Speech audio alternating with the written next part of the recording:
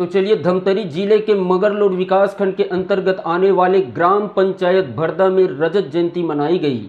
यशवंतराव मेघावाली शासकीय महाविद्यालय मगरलोड के छात्र छात्राओं द्वारा नुक्कड़ नाटक एवं लोक नृत्य के माध्यम से ग्रामीणों को शासन की योजनाओं के बारे में बताते हुए नशा मुक्ति समाज का संदेश दिए। इस कार्यक्रम के मुख्य अतिथि भानुप्रिया साहू, सरपंच ग्राम पंचायत भरदा, ग्रामीण अध्यक्ष एवं समस्त पंचगण के साथ साथ काफ़ी संख्या में ग्रामीणों की उपस्थिति रही। वहीं इस कार्यक्रम की अध्यक्षता महाविद्यालय के प्राचार्य डॉक्टर प्रभा वेरुकल द्वारा किया गया।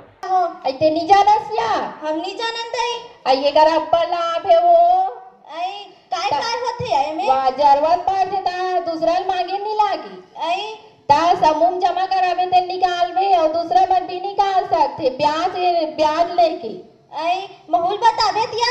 हाँ ले बताबो। हाँ